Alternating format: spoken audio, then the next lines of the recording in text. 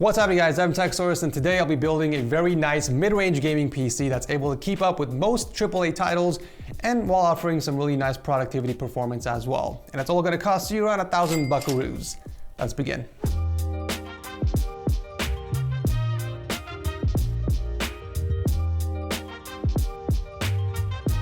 Is your setup looking bland like your grandmother's casserole? Well, spice it up then with a TechSource mousepad. You get a sharp and vibrant print on a very smooth surface with edge-to-edge stitching. And guess what? They're machine washable. Just toss it in a cold cycle for 10 minutes and they are good as new. Pick one up today at dealsource.tech/store or just click my link below. So I'm going to go over all the parts real quick and talk about why I chose them specifically for this build, starting with the CPU. It's a no-brainer that the Ryzen 5 5600 Non-X is perfect for this budget. It's still a 6-core 12-thread processor that comes with a capable cooler, allowing us to save money on an aftermarket one. I mean, sure, it comes with slightly lower clock speeds, but you're not really taking a big performance hit. In fact, there is only about 2 to 3% performance difference between the X and the non-X version when it comes to gaming. So it doesn't make sense spending an extra $30 for it. Another good CPU option for this price point is the i5-12400, which offers similar performance at the same price for those looking to jump onto the DDR5 train with PCI Gen 5 support. However, the price of DDR5 memory and motherboards don't make sense for this price range. This is of course until Zen 4 gets released later this year, bringing support for PCI Gen 5 and DDR5 memory. So if you guys are very patient and you're still saving up money to build a PC, I would personally wait until the second half of this year to see how the new Ryzen 7000 CPUs perform, and I'm sure Zen 3 will also get a nice discount as well. But if you guys are looking to build a PC right now, then continue watching this video. Since we are doing a micro ATX build, I opted for the Gigabyte B550M Aorus Pro P because I didn't want to cheap out on the motherboard.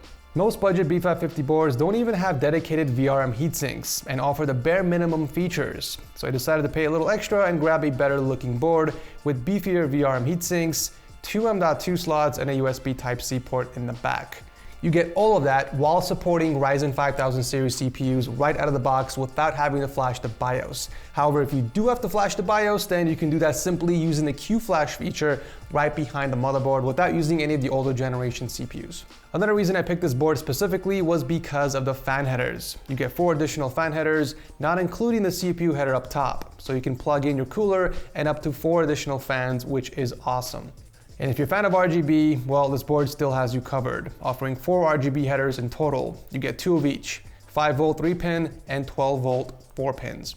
Moving on to memory. We all know that Ryzen loves fast memory, but it's also important to find the right speed and not overpay for something that doesn't bring any additional performance. The G.Skill Ripjaws 5 series was the perfect choice for this build for several reasons. First off, it's a pretty fast 16GB kit with a 3200 MHz frequency and a CL16 timing. Second, it's on the Gigabyte's QVL list for the motherboard. QVL stands for Qualified Vendor List, and it's basically a list showing all the qualified parts that works with a motherboard. This has been tested and confirmed by the motherboard manufacturer. So the fact that these sticks are on the list guarantees that there won't be any system instabilities, and we can run XMP profile in the BIOS without any issues. If you guys don't enable XMP profile in the BIOS, that means your RAM is running on half the speed by default, which means you're not taking advantage of the extra performance. And believe it or not, I would say about half the people watching this video haven't enabled XMP in their BIOS. So you guys can actually check for yourselves if you want.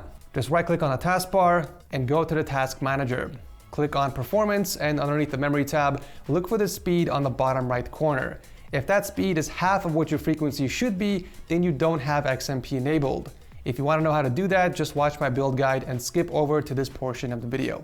Now, the performance difference between 3600 MHz and 3200 MHz wasn't substantial enough for me to make the extra investment. Even with FCLK enabled, it just doesn't make sense paying extra for minimal gains, so that's why these sticks are perfect for this specific build. As GPU prices continue to fall, you guys will start to see budget builds making a return on the channel, just like the good old days. Remember those times? But for this price point, I was able to fit in an RTX 3060 very comfortably. With this card, you're able to game comfortably over 100 FPS in most titles, which you'll see in the gaming benchmark segment. In fact, here's a quick look at a 12-game average FPS between this card and the RX 6600 from AMD. As you can see, these are both neck and neck in terms of performance. However, the RX 6600 is much cheaper to buy, coming in at just $325 after a mail-in rebate. But it does come down to personal preference for the GPU. If you guys want to save the extra $70, go with the RX 6600, which offers the same gaming performance as a 3060, and you can put that extra money towards a better cooler, more storage, fans, whatever you want for your PC. But if the NVENC encoder is an absolute must for you because you're streaming or you're capturing video, then it's a no-brainer that you should go with the RTX 3060. I love using GeForce Experience and having access to RTX features like DLSS, but personally the big one for me is the NVENC encoder. Alright, let's talk storage. We're keeping it simple with a single 1TB M.2 SSD from Intel. The 660p has proven to be one of the faster M.2 SSDs you can get compared to other drives within the same price point. 1TB is plenty for our operating system and all of our games. And since we're running on really fast read and write speeds, that means our PC will boot up faster as well as loading applications and games a lot faster too. But of course, there is room to add more storage since the motherboard comes with 4 SATA ports. Alright, finally let's talk about the case. I didn't want to cheap out on the case either. I wanted to go with something that looks good, offers tons of room for cooling, expandability, and features a power supply shroud with additional USB ports in the front. In addition to a single USB 3, you get 2 additional USB 2s as well, which is nice. But my favorite feature of the case is this side panel. You guys know I love a side panel that swings open. It just makes it easy to access inside to swap parts or diagnose your PC. They even come in the color white. I mean, what more can you ask for? It's a nice complete package for only 60 bucks. Now the case only comes with a single 120mm fan in the rear, which simply is not enough. So I picked up 3 additional fans to neutralize the air pressure inside the case. I'll be going with 2 intake fans in the front and 1 additional exhaust fan on the top. You get a set of 3 nice looking high airflow fans for only $11, making them the best value fans in the market. They also offer them in white for $2 more, so if you're doing a white theme build, these will pair nicely with the white S100 case. And finally, powering everything is the Aries Gaming power supply, an 80+ bronze certified 650 watt power supply for only 50 bucks. What else can you ask for? I've used these guys in so many different budget builds on the channel like many years back, and they've never disappointed. They've easily proven to be like the best choice when it comes to budget builds. So with everything out the door, you're looking at a little under $980 plus the cost of the fans, which puts you at 992 bucks, and we still have a little bit left to buy a CD key. So add in another $13 for a Windows 10 key from yourcdkey.com. Using my code TS25 will get you that extra 25% discount, by the way. All in all, you'll be expected to pay a little over $1,000 with everything mentioned above.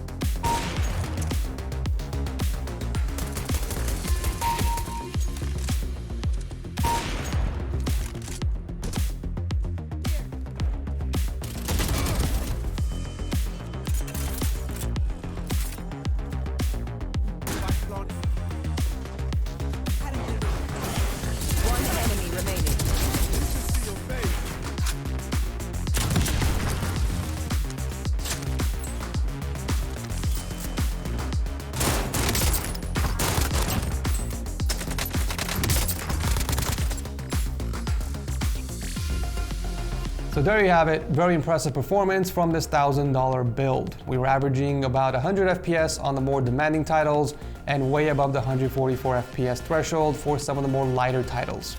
Please keep in mind, you guys, I took a nice 5% performance hit recording with OBS using the NVIDIA NVENC encoder, which basically takes most of the stress off the CPU and puts it on the GPU. This translates to anywhere between 3 and 15 FPS depending on the game you're playing. So your actual frames per second will be a lot higher if you're not using any type of encoding or recording software. Here's a great example of this using the GTA 5 in-game benchmark, which is different from the actual gameplay benchmark I've used in the video.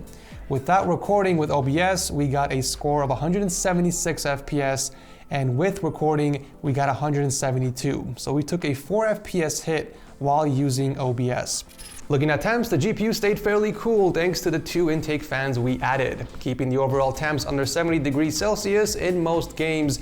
However, in some of the more demanding titles like God of War, we did see it peaking to 74 degrees. Do keep in mind that these are peak temps and not average temps. So as soon as the graphics card hit the highest temperature, I recorded it for the benchmark. So the overall temps for these are slightly lower than what you're seeing here. The CPU didn't do too bad either, staying under 80 degrees for most of the titles and spiking up to 85 on God of War and 84 degrees Celsius on Warzone, which were the 2 highest temps recorded. Still pretty impressive considering we are only using the stock cooler. Of course, the 3 fans that we added inside the case help with the additional cooling, and this is what the PC sounds like on full load.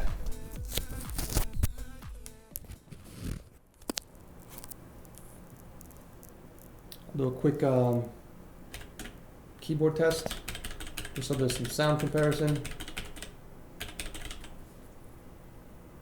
It's a quiet build.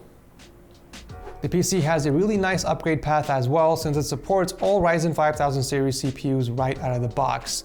It also supports faster and larger graphics cards since we have a higher wattage PSU, extra slots for storage. Do keep in mind we still have an extra M.2 SSD slot, plus 4 SATA ports that are not being used. But on top of that, the case has 2 hard drive cages underneath the PSU shroud and 2 SSD trays in the back, so you're covered for storage. And finally, we do have extra space for cooling, so if you want to pick up a beefier cooler, the option is there.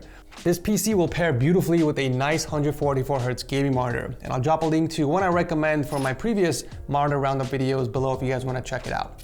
But that's pretty much it for the video. I hope you guys enjoyed it, or at least found it somewhat helpful. As always, I'll drop a link to all the parts I used down below, along with the monitor I recommend to use with the PC. If you guys are excited for more budget builds on the channel, make sure to toss a like, and I'll see you guys very soon in the next one.